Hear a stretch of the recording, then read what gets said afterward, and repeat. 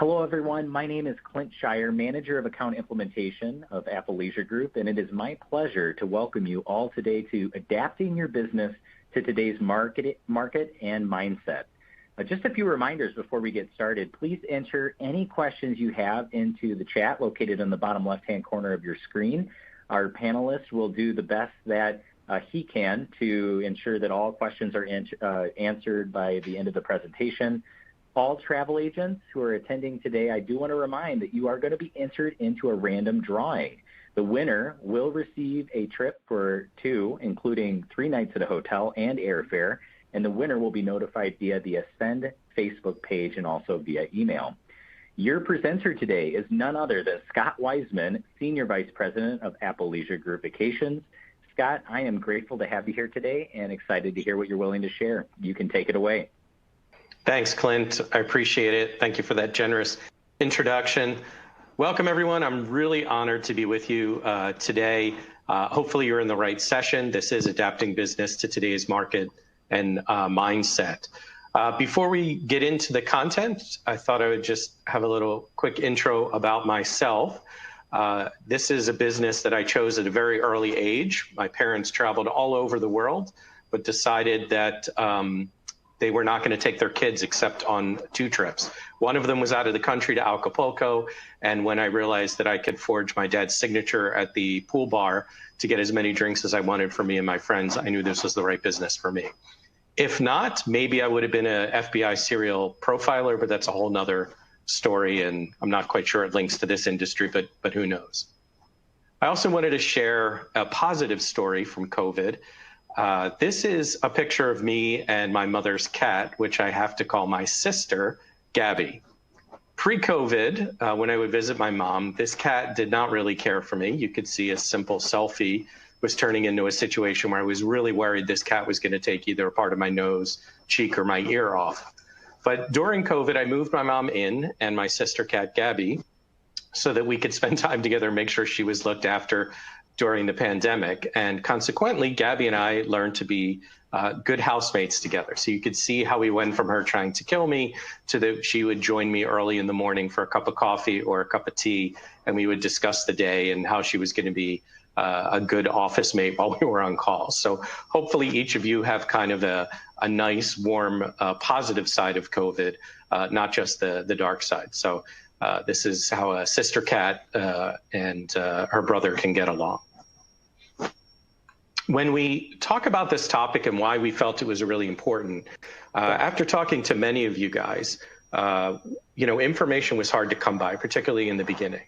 And ALGV was doing a really, really good job of digging in and using lots of credible information and lots of credible sources to try and understand what was happening. And we're at a good point now where I can share some of that and you can see the trends that have happened. And what we do with the trends is the real important part of this. And so that's really the goal today, is that we're going to examine the information that we have and be able to talk about the challenges and opportunities. And these are resources, again, that are very reputable, such as Destination Analysis, Fuel, Ernst & Young, Parthenon, MMGY, World Economic Forum. So information, hopefully, that you think makes a lot of sense. So before we get into specifically around travel, I do want to talk about how Americans are feeling about the actual pandemic themselves. I think that's important. Now, I want to talk about 3 buckets, not the 3 buckets that you see on the screen here, but 3 buckets of travelers that we're talking about. We have those that have not traveled, and within them, there's obviously a different level of whether they want to travel or not, or if they're waiting. There's the bucket of those that have planned to travel, and there's those that have traveled. And so when we're talking about reaching these people, we're talking about reaching those 3 specific audiences. And how we communicate them could be the same or could be different as we go forward. So we need to keep an eye on that. But what you see in front of you is there's been positive movement in the last 6 to 8 weeks about people feeling much more comfortable that they don't need to specifically wait until the pandemic is over or there's been a vaccine. Now, don't get me wrong, there's still a lot of people who feel that they do want to wait, but it's getting less and less of that group, and people are getting a little bit more comfortable. And we'll talk about some of those things as we move forward. Obviously, personal health is a big part of how people are feeling about themselves in general. And so particularly in the beginning, there was a big movement of people who were more concerned with that and didn't want to go anywhere. Well, again, positive movement here as well, that those are concerned in the upper half of this graph has been coming down. Now, it doesn't necessarily tie to exactly travel behavior, but it does tell you what people will be looking for while they're traveling to make sure their personal health concerns are met. Here is the specific question, which I think is really important, which is, will people literally avoid traveling until the coronavirus blows over? And this, too, you can see has taken on a great gain for the positive for us, which is coming down from the peak. Now, what I want to draw your attention to is in the beginning, the people that said that they strongly agree with the comment that they're going to wait till it blows over was in the 80% range back in March. And it was falling off really well, moving in our favor till that third week of June, where we had a little relapse through the United States, where things got a little bit dicier. And it peaked again. But I think what's really important to notice is that it didn't peak back to that original level of 80%. It peaked much less. And actually, we're coming now into an area where we're back to that same growth curve. So there's a few things to take away. The current environment today is that people feel that they probably are more willing to travel versus it officially, quote unquote, blowing over. And two, if there are reoccurrences or other outbreaks or things that come with flu season potentially, that there could be a peak where it gets worse, where people want to wait, but potentially not at the same levels that we saw back in March. So I think we're in good shape as this moves forward, and hopefully those trends continue. Now, this is one of my favorite slides that I put together because it kind of puts a whole bunch of things together and sums it in under what we call anxiety, or the national anxiety map. And what's interesting, if I draw your attention to the top and the bottom one, the national economy is a major concern and sits very high in the percent that are concerned at the top of the graph. Personal finances are much lower at the bottom, which is interesting, right? Because we did see unemployment very high at about 16.7% in August. It's come down, or I'm sorry, in April. We did see it come down considerably. For the most part, the market, what it lost has recovered. The S&P 500 has stabilized. So I think people are feeling much more comfortable about their personal finances, and it still remains at a lower point, but do have this concern with the national economy. Normally, right, this time of year in an election year, we would all be talking about actually things slowing down with personal finances and people really worried. There's always this great pause every 4 years during an election year. But in this case, we're bucking the normal trend because of COVID, and it's not looking like it's just an impact from an election year, which I think is great. Now, leisure travel is an important part of obviously everything we're gathered around to talk about. And while there is studies that say that the average spend people will use this year is less than what it has been in the past, and some studies have said as high as 39% less. But what's happened is, and again, because of the type of crisis and the pent-up demand of people being stuck at home, leisure travel is moving quickly up on the spending priority list. And I think that's fantastic. You can see the growth too, just in the last week. The blue arrow is last week and this week. So it's been moving in the right direction, and it's been up sharply in the last few weeks, which I think is terrific because there was a lot of people hanging in that neutral territory that's moving. So this is a good sign for us as we just talk in general about people's priorities. Now, when we look at challenges and opportunities, obviously there's still a large amount of people who aren't traveling, which we have to pay attention to, although that's getting less and less, or people that are thinking about traveling. We know that some might wait until the pandemic is resolved, or there's maybe a nationwide distribution of a vaccine. But leisure travel continues to become more and more of a priority. Hopefully you guys have seen that in the recent trends. I'll talk about more within your own bookings. And things have stabilized. So while pessimism still can outweigh optimism, it's definitely shrinking a little bit. This is a good time for us to shift and talk specifically about the sentiment from the pandemic to travel. So let's get into some of these numbers as well. So this is important. I think a traveler's state of mind, or what we call traveler sentiment, is something that becomes real important. And we're here to celebrate. This week was a good week to grab data. What a shift in the last month from those ready to travel going from 47.3% to 56.4%. That is a huge jump and kind of proves that people are really getting ready to travel. You can see at the top that you've got almost 28%, a little bit more than 28%, not far from 30% of people who are basically already traveling and also are ready to travel with no hesitation. This is probably some of the best news we could share. It's always been a little bit up and down, but it's really moved where the blue line has passed the gray line on this particular chart. And maybe I'll share a little bit of ALGV booking information for you guys and travel information now too, because it fits with this state of mind. So our booking pace this week has reached a 12-week best in terms of gap down to last year. So while we're still below last year's booking pace, it is the best and the closest to narrowing that gap that we've had in the last 12 weeks. And we have a lot of people traveling. Departures of passengers is building each week by as high as 12% over a rolling 2-week period. And of course, cancellations continue to decline. So we're seeing a lot of positive movement in the right direction as well.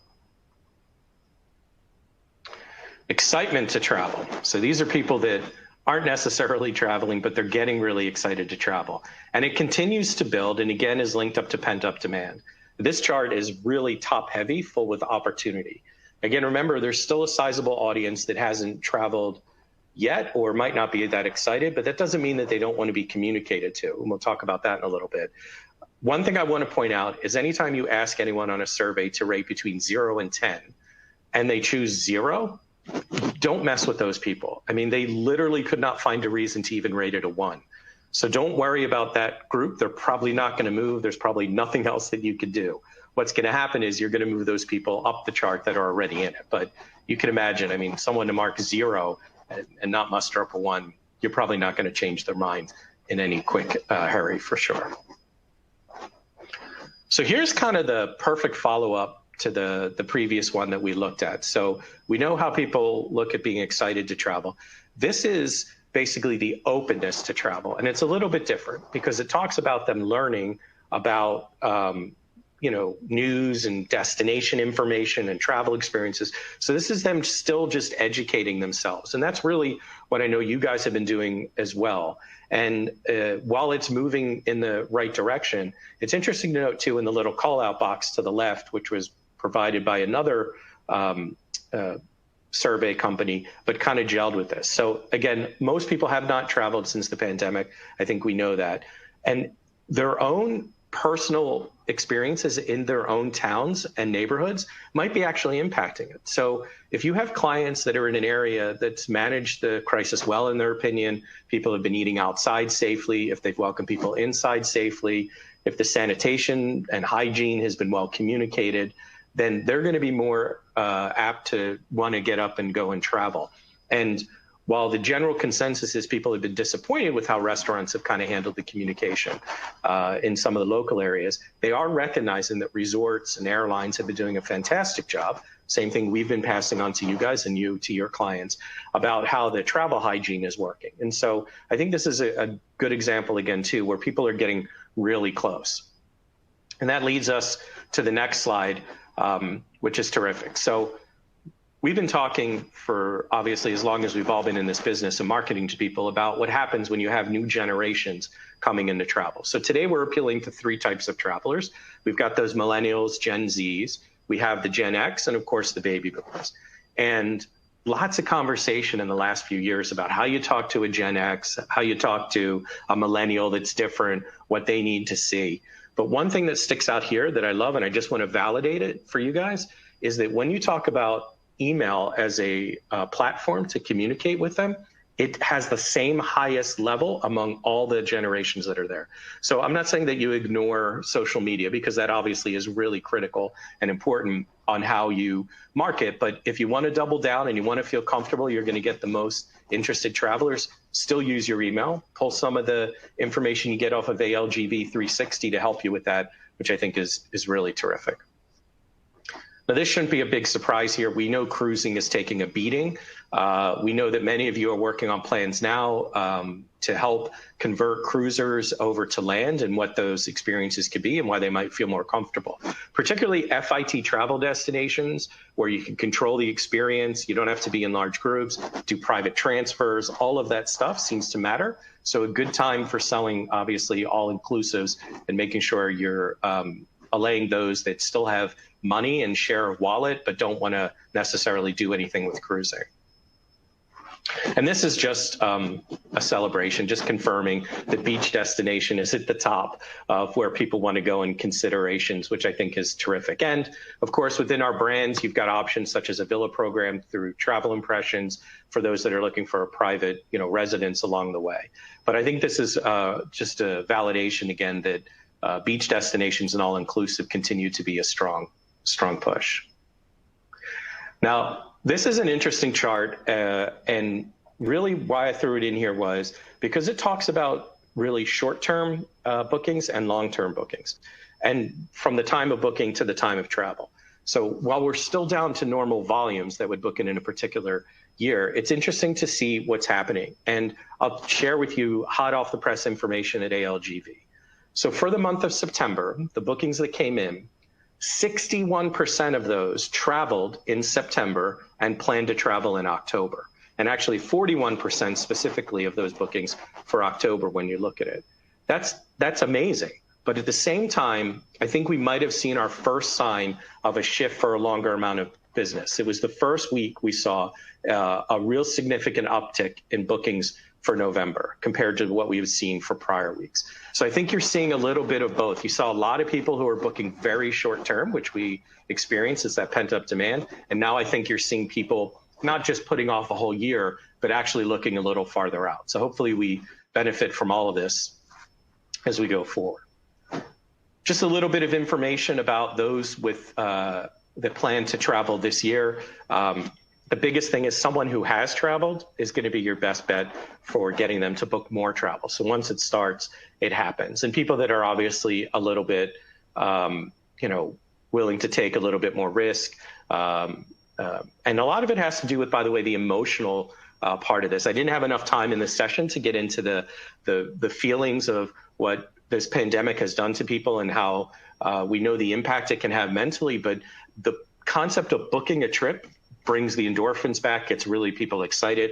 My wife and I, 2 weeks ago, booked trips to Cabo and Florida for leisure, and we haven't stopped talking about it since, just to put something on the calendar. So don't forget that emotional tie as well when people put that together. And then those who took a summer trip, I just wanted to share with you some of the demographic information that you see here. And again, beach destinations being at the top of the list. So we're excited about that as well. This is great validation that we have done what we set out to do within ALGV. We moved quick. Those of you that were in the general session with Mike Rayburn heard a lot about, act decisively. We did. And you can see here that the things that people specifically said would be able to persuade them to take a trip are things that we've put together over this pandemic and provided to you guys. So when you talk about everything from flexible policies, when you talk about insurance, when you talk about being able to know about the sanitation and hygiene and discounts even, it all matters. And I want to talk about discounts also for a quick second, because every crisis that's ever happened, we all know at some point we reach that time when the discount outweighs the reason people don't want to go. Look at the movement on this chart of how people of late have said that a discount will definitely get me moving to book something in the next 3 weeks, which is why we focused on our steal of the deal and our luxury steal of the deal and continue to put that information, out in the marketplace. But significant movement from 28 to 41%. So good news here too. So again, I think as we look at our challenges and opportunities, here you could see that travel sentiment can change quickly based upon what's happening. We have to be prepared for that. Budgets are down for leisure travel, but those ready to travel is moving for a high, which I think is fantastic. I want to specifically talk about Mexico because obviously it's an area ALGV has a lot of investment in, but it also is proving to be the destination that possibly could be the global winner for the fastest recovery. And originally, when we looked at one of the survey questions for one of the companies, from March to August, there was like a group of about 32% of the people said that they would look to change the type of destinations that they visit as a result of COVID. This week, there was a huge change that dropped to 19%. So while we know that we're trying to reinvent and looking for different opportunities, maybe to destinations, it might not be that necessary as it has in the past, as long as the destination is providing the reasons that people want to go. So just something to think about. It could be a trend, it could not be, but it's validating that some of the destinations we're already familiar with could be working the right way. Now, normally I would never put these next two slides in a presentation because there is so much information, but I'm putting it in because it's important information. I want you guys to read it afterwards. So don't worry about this. You'll be able to see it when the presentation gets published. But I do want to highlight a couple of things. Why Mexico? This was a great study from Ernst Young and Parthenon. Specifically, affordability. We know Mexico has great affordability. That sets it up quite well.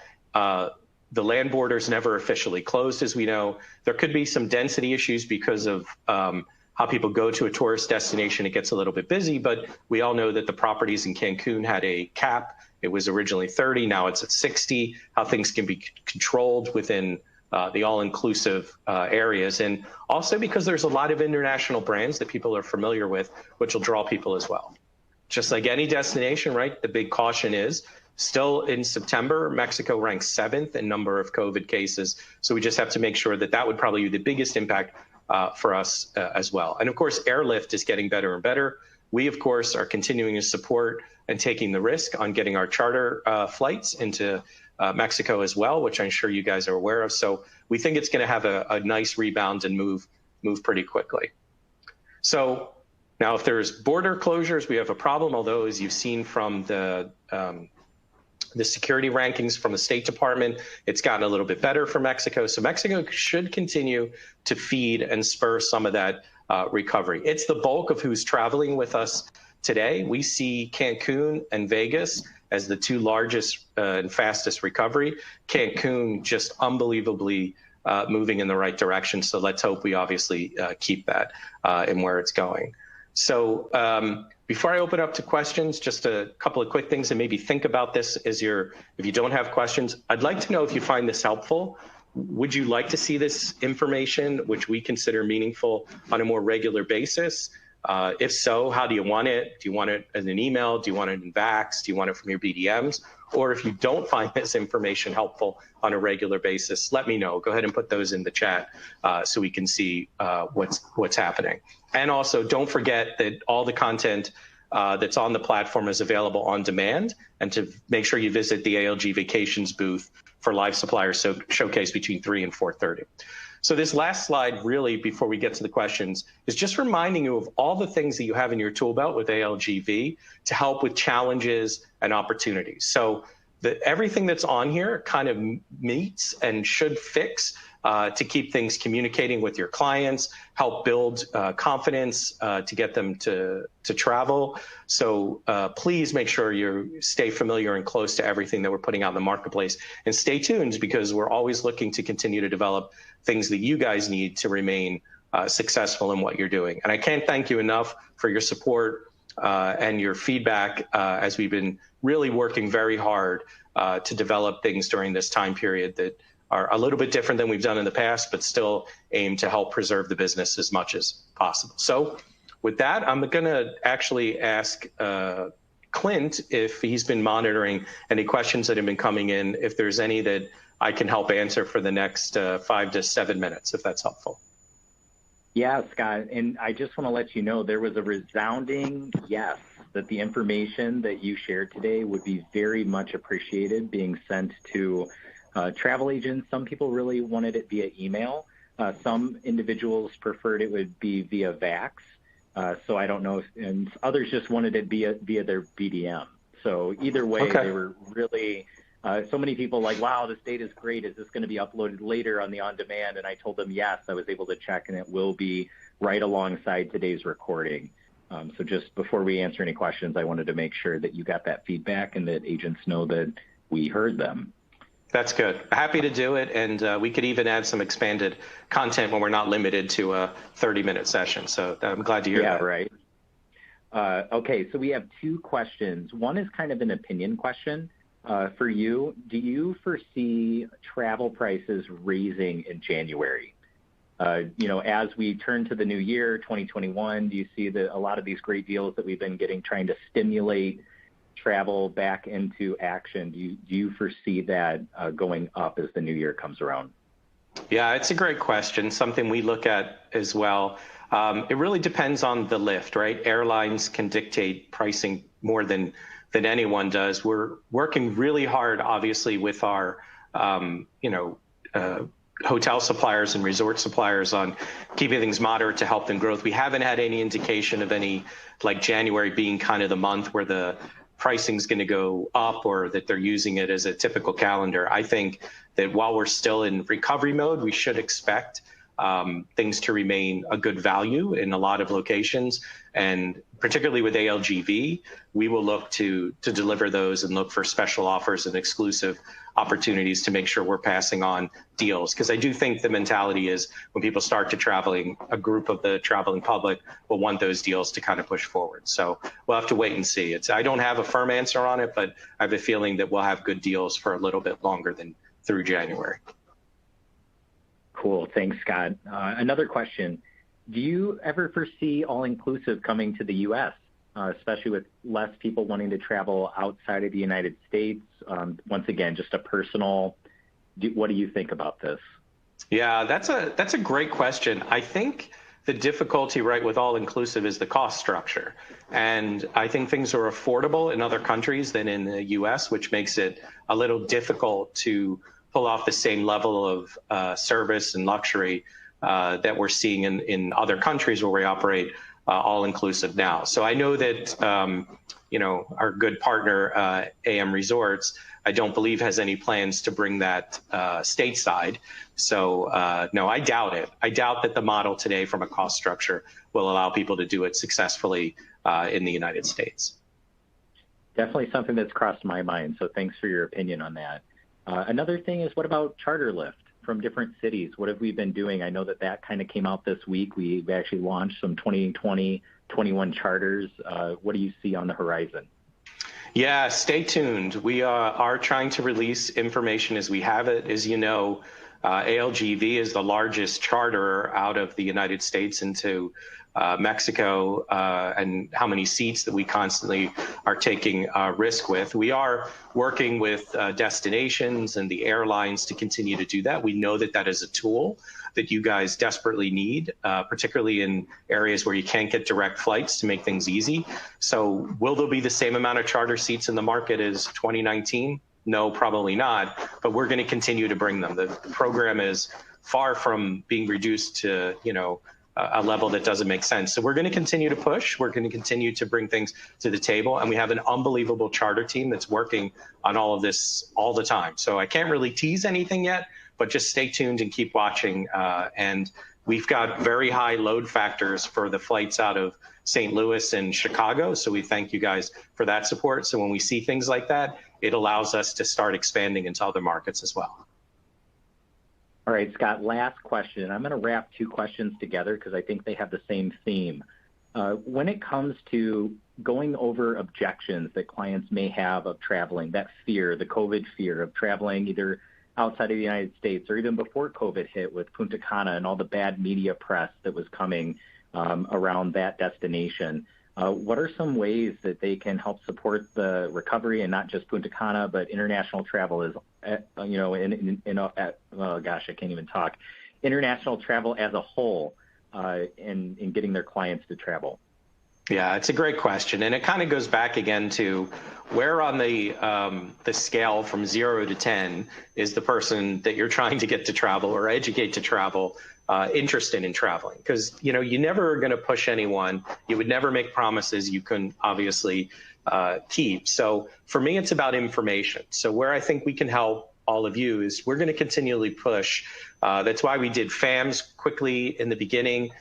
We're putting some content together now from Mark Murphy. Some of you may have seen, has been visiting the resorts and reporting back. It's just information and information and information that's attacking all of the things that could be a reason why people wouldn't want to travel. So if you're getting discounts now and it's a good value and you can make last minute travel and you have flexibility in your travel plans and how you get your refunds and insurance, combined with the properties doing an amazing job with health and hygiene, the only reason someone wouldn't go is if there's another reason other than all of those that they wouldn't go. So I think we're in a better shape today to get more of the people who are thinking about travel than we ever have been. But there'll always be a small amount of the general public that just dug their heels in and are just waiting. But the tools are there for sure.